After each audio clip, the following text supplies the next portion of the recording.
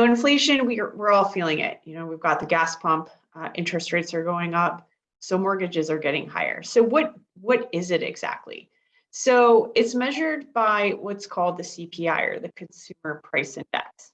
And so I thought this chart was a really great depiction of what goes into inflation. It's hard now, right? Because we haven't really felt inflation in the past few years.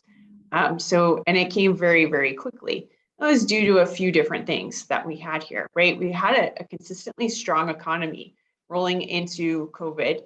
But when COVID hit, we had a lot of people out of work. Life as we knew it kind of took a stop. So we also had energy prices, right? They're starting to go up. Part of that was supply and demand, which a lot was to do with COVID, right? We weren't driving cars to go to work. So the supply was high for a lot of gas, a lot of those things. And so when it wasn't needed as long, the energy oil suppliers, right, started to cut their supply. And then guess what? We started to be able to travel and to do things again. Our supply was low, our demand was high, right? And the other thing is we have government policy. So we saw that with the government starting to raise interest rates. So inflation isn't necessarily a bad thing. Perhaps if we didn't have it so quickly as we had experienced it right now. But right now, right, some of the positives, in a normal environment, we would all see higher paychecks. Right now, it's just inflation is exceeding what the average individual sees as a raise or a cost of living in their paycheck. It can also help your economy grow, and it helps borrowers. So if you're somebody, to Angelo's point, that uses maybe some fixed income, you use CDs, or you like to use a money market account, right? Suddenly where we used to say you were getting 0.0 nothing, right? You can see those changing. CD rates alone, I remember going back even a year ago, they were maybe 0.25%, maybe 0.5%. Those rates have gone up significantly. So for borrowers, that does help. Like you can start to see different things. Negatives, higher expenses, right? We kind of caught, we spoke about energy prices. We all know how much things cost when we go to the grocery store. Kids are going back to school, everything costs a lot more. So that's really, that's not great. So that can be bad for our economy. It's not always great for lenders. A lot of times, right, everybody was getting a new mortgage if you could. Mortgage rates were so low, 2.5%, 3.5%. So you started to see those go up as well. So if you're somebody that just, kind of waited on the housing market and decided to go out and take a mortgage out, you can see where those have changed a lot. So a lot of these things go into inflation. At the bottom here at the right-hand corner, it's called the Big Mac Index. When I do some education for 401ks, we actually do this because, right, what did a Big Mac cost? In the 50s, it was like $1.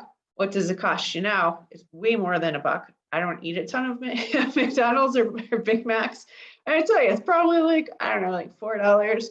And it's so many things. It's, the food cost, the employee cost, the overhead cost. So that's where we've seen a lot of inflation. All right, if you want to flip to the next one. So where are we today? So the CPI, Rich, was all of those things we talked about: energy, travel, what things cost at the grocery store. As of June, it was about 9.1%. Some statistics say it's coming down a little bit. I feel like, I don't know, I went to the grocery store and it was way more, and I went to go buy dog food and that was way more. So I feel like it's probably hovering around at the same place, right? But it is the highest that we felt since the 80s. They do anticipate, a lot of analysts say that's going to start to come down in 2023. And that's, their idea behind that is that we would have gotten some more people, some more individuals into the market. Energy, they're hoping will kind of waver itself out. So, ideally we'll start to see those things come down. I think what's a little different in this marketplace is there is a job for every 2 workers.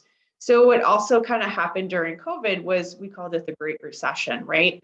So where people were maybe on the fence about retiring, or they just weren't happy perhaps in where they were, we saw a lot of people leave the workforce. So although we have really low unemployment right now, still have a lot of job openings that are available and not enough workers. Unfortunately, still plays into inflation, because when you go to a restaurant, right? Or who's making your food in the background, or who's going to be your waitress or waiter, who's working at Target, who's driving the truck, right? Who's the truck driver to get stuff? Who's the farmer who's actually have some people to help them in the field? So I think, hopefully it comes down in 2023, but it'll be interesting to see how it shakes out. To the right, again, this is a very small document or little chart here. And I do apologize, but I thought this was a good rendition of where are things and what do they cost.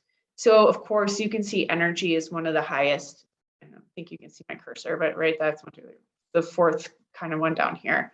And what's that made up of? It's made up of fuel, gas, which we're still feeling, electricity, and then everything else, down here is a little bit more. I was kind of surprised that vehicles weren't a little bit higher, just because, right, people were having a hard time getting new cars, right? Used vehicles were becoming a real commodity. But really right now what we're seeing is energy. Okay. So hang tight on that one, right? So, to Angelo and Sean's point, what's driving all of this, right? What makes you make some of your decisions? And a lot of it's behavioral finance. So one thing, I don't know, I try not to watch as much of the news, but right, the news, the media, I even pulled out the Wall Street Journal, right? They're throwing things at you, right? A lot of that's how they make money. Getting you engaged, bringing you to watch their show, their ratings, but it can also kind of mess with a person's psyche as well. So what a lot of this relates to is biases, right? They're called cognitive biases. What kind of goes on in your brain when you start to see these things? And so what these cause are, you're thinking about the stimulus. So this is a stimulator. It's saying, oh my God, this is an old one. This is Brexit, right? Oh my God, Brexit's going to leave the European Union. What happened? Stocks totally took a dive that day, right? No rhyme or reason. That doesn't even involve the United States as much, right? But that totally was something that people felt. And the stock market and a lot of changes, to Angelo's point, how you make trades, what makes you call in or be fearful is all based off that stimulus, which drives an emotional behavior. So, and those emotional behaviors can stop you from making some rational decisions. So you stop to think about it, Brexit is one. Think about how we all felt when Ukraine got invaded, right? That also was a stimulus that drove some emotional biases that caused people to make some decisions. So when you feel that way, maybe take a breath, turn off the TV, take a step back, maybe go for a walk, and give yourself a little time before you start to make some of those decisions that might not come from a rational place. Well, Sean will tell you what to do with those rational decisions.